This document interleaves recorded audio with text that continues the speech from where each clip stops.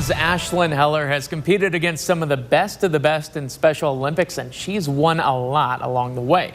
We look back on one of her biggest wins coming off of a monumental loss. A Special Olympics star who doesn't exactly stay in a single lane. I do basketball, track and field, flag football, soccer, swimming, and bowling. She likes to stay busy, and I want her to stay active. So, it gives her more time with her friends. If she didn't have Special Olympics, gosh, I don't know who she'd hang out with all the time. I mean, me? How fun am I, Ashlyn Heller has brought a lot of pride to DeKalb County. She helped her basketball team win a national title back in 2018. Coach Rob Allen says he can always rely on her work ethic. We have a running joke between us, run till you puke. We joke about it. She actually did it last spring, but she's very coachable, so she wants to compete. Last year, Ashlyn earned a trip to the 2022 USA Games to compete in a few track and field events. This meant quite a lot to her dad, Kevin, a former All-American runner himself. When she was selected to be on Team Indiana, he was so excited because he said, I'm going to coach you, I'm going to make you the best you've ever been, which he did. Kevin and Ashlyn trained together as long as they could, but in November, the family received devastating news, a liver cancer diagnosis. We knew it was terminal. We thought he had a couple years to live. It ended up being 9 weeks. And when he was passing, he wanted to talk to her, and he told her he's sorry he can't make it to Florida, but he wanted her to do her best and that he'd be with her in spirit. The Hellers lost Kevin in early January. Track and field took a back seat for a while. After he passed, I didn't train that much because it's hard for me to think of I wanted to do this for him. And he told me before he passed that he just wanted me to do my best. And that's what he did. I think having her Special Olympics family, it actually took away some of the hurt. Having people to talk to that you trust makes a big difference when you go through something like that. It's been a really tough year, especially going to Florida. I was so excited for her. The whole thing was so exciting, but there was just that piece that was missing that I said, he's supposed to be here. Ashlyn wouldn't get to speak face-to-face with her father in Orlando, but he still had a presence there. Can you tell me about your necklace? This necklace my mom gave me for my birthday, and my dad passed away before I went to Florida, so this necklace has his ashes with. So I had him with me. Her father, close to her heart, Ashlyn waits for the gun at her big event, the 100-meter dash. I was watching it, and when she took off from the start line and jumped out to the lead, I stood up out of my chair, and as she was running down the track, I was in my office yelling at the computer, don't stop, don't stop. She is eyeing that finish line. What a great race. And as soon as she finished, I cried. So I texted her and said, well, I did cry. The Hellers got a few other texts after that win, including one special photograph. My eyes just welled up with tears, and she said, what's wrong? And I just turned my phone around, and I said, look at this picture. And she goes, oh. She goes, yeah, I was praying that Dad was with me during that race. I said, I know. And then tears just came out of my eyes. I was trying not to cry in that moment, but I knew he was patting on my shoulder and he was proud of me. Heller took home 3 medals during the USA Games, a bronze in the mini javelin, a silver in the 4x100 relay, and that gold from her epic dash. Every parent wants to watch their child achieve something so great. And when you have a special needs child, you think, what are they going to do in this world? What can they do in this world? Well, you know what? There's a lot they can do in this world. She could change the world. Ashlyn has a lot of life ahead of her, and much will have nothing to do with sports. Those lessons from the track, though, the ones from her dad, will give her the strength to keep going wherever this path leads. My journey is a part of my father. He trained me to be, he showed me if I mess up, he showed me how to slow down, he showed me what to do. She took his guidance and put it in motion. I know he's watching us, and He couldn't be more proud. He's always with me in my heart. He's always here. And I miss him a lot. A whole lot. Terre Haute, Indiana, cross-country town, USA, the site of the boys' state finals. More than 200 runners wait on the starting pistol, and each one has put in countless miles to get to this point. But one kid here has traveled a bit farther than the rest. It's just been an amazing journey that has taken me thousands of miles from my little home in Abiyadi, and it's just been really exciting. Izaiah's story doesn't start with a lot of happiness or hope. His father left shortly after his birth in Ethiopia, and Izaiah's mother died of an illness during his childhood. Izaiah faced abuse and neglect after that, moving from one branch of his family to another, briefly finding safe haven under his sister's care, but even she eventually had to give him up to an orphanage. I cried a lot, I could tell you, but now I'm strong, and because of it, and because of those experiences, I am who I am today. Finally, in 2012, Izaiah had the opportunity to come to America, a country he hadn't known even existed, and meet the Steurys. When we started the adoption process, we prayed that, God would bring us the right son or a daughter. And we feel like God had this all in place long before we even knew about Izaiah. The Steurys got to spend 4 weeks with Izaiah, but it took much less time for the young boy to bond with these people who just felt like family. I don't know, he was just part of our family immediately. They made me feel comfortable and loved. It's just really God putting them in the right timing and place that I may have that opportunity to be in their family. And they weren't going to adopt him unless all of us said yes, so I said yes. I knew right away it was a yes. Just the second I met him, his smile, I don't know, I just wanted him as a brother. The next year, the Steurys brought their new son home. I was just super excited, and every day I would ask the council, when are they coming, when are they coming? I know that probably was really annoying, but I was just really excited that someone actually loved me. Izaiah certainly had some adjustments to make. He managed to learn English in just 6 months, and he had another big thing to figure out: what sport to play. It's honestly nice to have an athletic brother too, so we can play sports together. That's one thing, we really connected over sport. Isaiah's brothers played baseball, so Tammy signed him up for the team. Baseball was definitely not his thing. But he played that summer, I think, had fun. He then moved from the diamond to the pitch to give soccer a shot. I thought I was going to be real well unskilled, but I wasn't. He liked it, and he kicked the ball around. Wasn't real fabulous at it, but he didn't like the running part of it, which doesn't make any sense, right? But eventually, in 7th grade, a friend convinced Izaiah to go against his instincts and try cross country. I never thought running would be the one for me when I hated it the most. But, I realized, when I switched to cross country, it wasn't a punishment. It felt like it was something amazing. Izaiah loved distance running, but it took a lot of work to make himself competitive, then dominant. This wasn't just some natural, that came in and was the state champion, right away as a freshman or as a sophomore. He's really had to work towards that even becoming a possibility. Steury did well as a freshman with 1 individual victory and a 38th place finish in the state finals. Last year, he took a big step forward with much better times during the regular season and a 7th place finish at state. This season, Izaiah rose to an entirely new level. And that's Izaiah Steury from Angola, unofficially 15:25. Heading into the final race of the season, Steury has won every single time out, most of the time by a pretty healthy margin. He'll say that running is 90% mental. I mean, he's convinced that anybody can do what he does. He's just tougher than everybody else.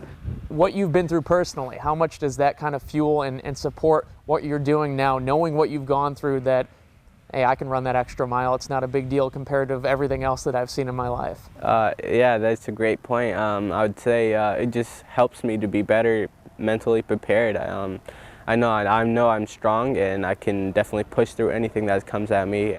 On October 31st, Izaiah takes that sharpened mind on the road, hoping to pick up one more win. I think most people would say he's the favorite, but that doesn't mean anything. You have to go out there and do it. Whether he wins state, comes in second, third, eighth, whatever he comes in, we're going to celebrate. Izaiah faces two main challengers on race day, Highlands' Lucas Guerra and Carmel's Cole Matheson. The three stay together for the early part of the race. The fans in Terre Haute swarming like literal hornets to see this Angola kid reach the big milestones on the course. Izaiah's family and close friends know their most important goal, getting good real estate near the finish line. Down the final stretch, one runner emerges, and he's wearing purple. Izaiah Steury wins the individual championship in a time of 15 minutes, 23.7 seconds. I'm so blessed. God has really been amazing in my life, and I could be a shining glory in His name. I have really no words to express how much I'm blessed to be here today. Did you see us holding our signs along the way? That was really, I'm sorry. I mean, I knew it was there. Steury's ambition won't stop here. He'll have a state title to defend next year. Then he'll go on to run in college, and he hopes one day compete at the Olympics. Right now, it's hard to rule out anything for this young man. Once alone and unwanted on the other side of the world, now surrounded by love and support in Northeast Indiana. And there's bad things in your life that can happen, but there's always greater things that's coming. So I mean, today is the best part of my life. What is my legacy? I hope those that are out there in the real world, whether they're in football or whatever their life's work is, that they can look back and say it had an effect on me in a positive manner. I learned some certain things to survive and achieve. Kevin Donley already had an impressive resume when he came to St. Francis in 1997, but he couldn't pass up on the chance to build something new in Fort Wayne. I think that the football program when I came here was an opportunity to build a bridge to the community through sport. That bridge leads Coach D into the lives of countless young men, each year these new faces helping build up his program. After a lot of success, the Cougars finally reached the pinnacle, winning back-to-back national titles starting in 2016. It was so glorious to go out my senior year, get the coaches, my dad, his first championship at St. Francis.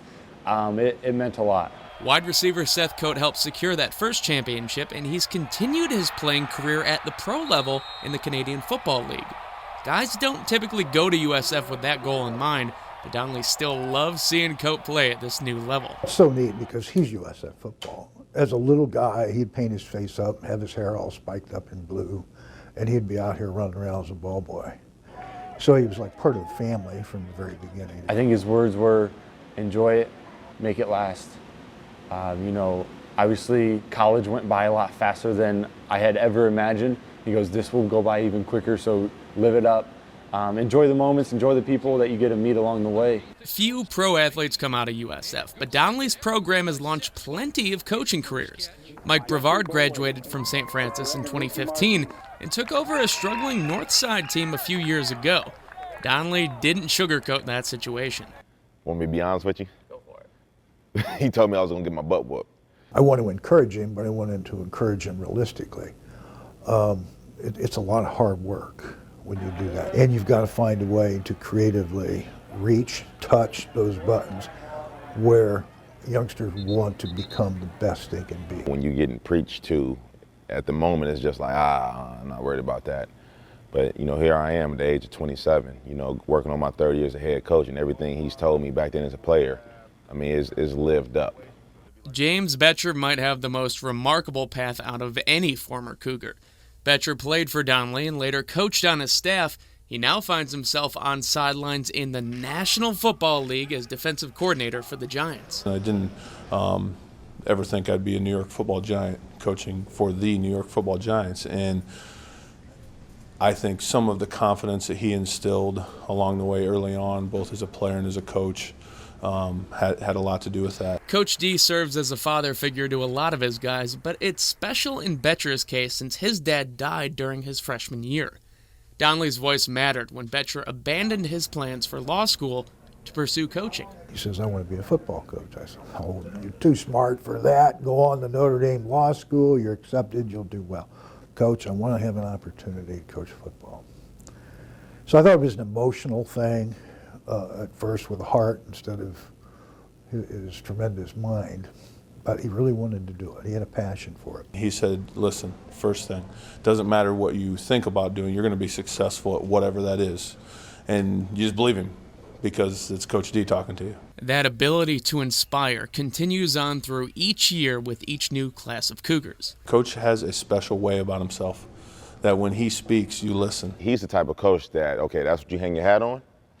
You're going to use that not only because that's your strongest gift, but you're going to use that because that's how you're going to impact other people.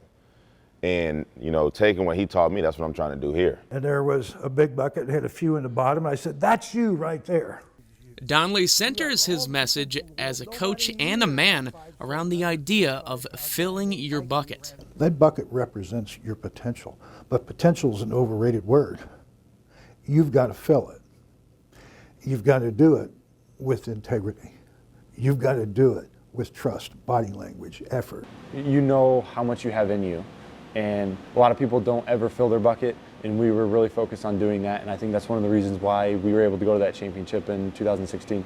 The Cougars win a lot, and Donley enjoys every victory, but that's not the biggest perk of his career. The most rewarding thing for me is to see guys that have been part of the program that understood how to fill their bucket, maximize their potential, learn how to have more we than me, and what they're doing with their lives. The legacy of any leader grows with the accomplishments of those who learned from him. Coach D knows he's had an impact on many lives, but some of these former Cougars wanted to let him know just exactly how much he's meant to them. I think the biggest thing I would tell Donley would be, number one, I thank him for being genuine. I've learned that in this profession, education, coaching, a lot of people aren't genuine. There's a lot of egos attached in this profession. And I will say that Donley's a genuine man. Thank you for keeping me out of trouble. You know, making sure I'm there 5 a.m. workouts. Holding me accountable, I think, is one of the biggest things because we needed some senior leaders. Every year you got to have some.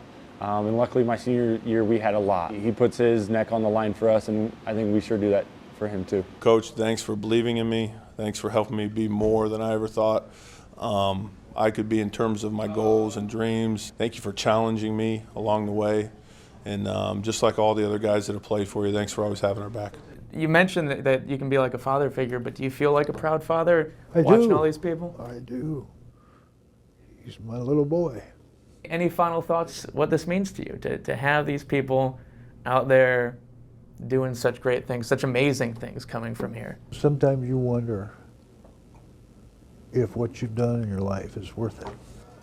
So, you know, you get to the fourth quarter of your life, you know, and you wonder, have it really been an impact? So that tells me, I guess it has. Hustle up, David. The coaches and players at St. Francis have a pretty good idea on the weather they want to play in.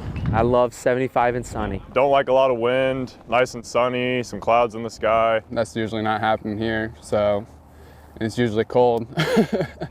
Those ideal conditions can happen, but since the Cougars play in the Midwest, they see a little bit of everything. Every day at the baseball field's a different day.